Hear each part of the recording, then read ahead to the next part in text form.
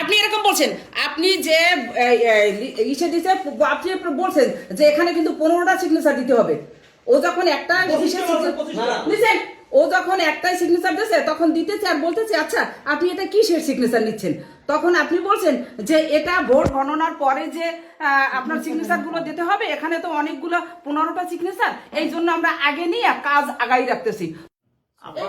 আপনাদের সুবিধার জন্য আমি আমার বিশ্বাস সিগনেচার দিতে কতক্ষণ সময় লাগে?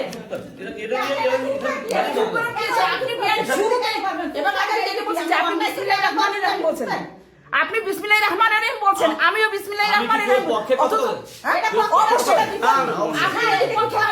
আপনি বলেন, আপনি একটা অফিসার হিসেবে এখানে আসছেন, আমাদের অনেক মুরব্বী, সেখানে আপনার কথায় আমরা সম্মতি দিচ্ছিলাম এবং সম্মান জানাচ্ছিলাম। আপনি যেটা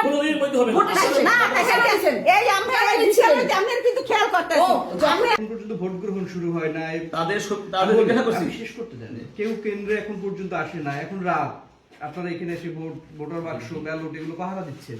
এই অবস্থায় কি আপনি কি ব্যালটে ভোটার শিটে স্বাক্ষর নিতে পারেন? আমি ভোটার শিট এজেন্টের একজন দায়িত্ববান ব্যক্তি নিছে, এই যে স্বাক্ষর নিয়েছি। কোনটা স্বাক্ষর নিয়েছেন? কোনটা স্বাক্ষর নিয়েছেন? দায়িত্ববান ব্যক্তিকে কালকে ভোট গণনার সময় কে থাকবেন? তখন ও থামবে গেছে।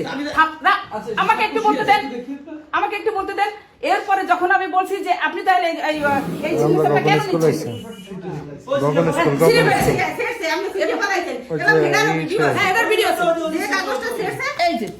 এটা তো আমরা নেগেটিভ কিছু করি না। এবং বলছি ছিলতে বলছি, তারপর আপনি ছিলছেন অনেকবার, আমার তারপরে নামি নেই, যতক্ষণ আপনি ছিলেন নাই তারপরে নামি নেই। আপনাদের সুবিধার জন্য করছি। আমার সুবিধার জন্য আমি কিন্তু বলছি যে আপনি আমার সুবিধা কেন দেখবেন, আমার সুবিধাটা কেন দেখবেন? এখানে শুনেন, এখানে আমাদের কোনো নেগেটিভ কোনো ইনসান নাই। বসে কালকে ঠিক আছে দেন।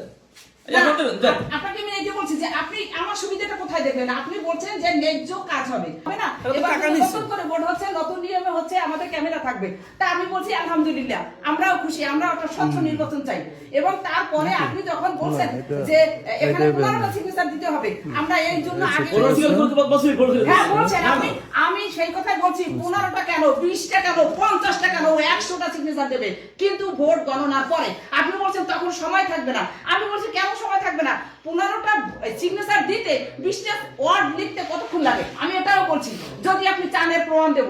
এবং আমি বলছি যে কেন আপনি তারপর বলেন আপনাদের কাজ আগাই রাখার জন্য, আমি আমার কাজ না, তাইলে আপনি এতক্ষণ স্বচ্ছ কথা বলছেন, এটা তো বেআইনি। আপনি এখন আপনি বেআইনি কথা বলতেছেন।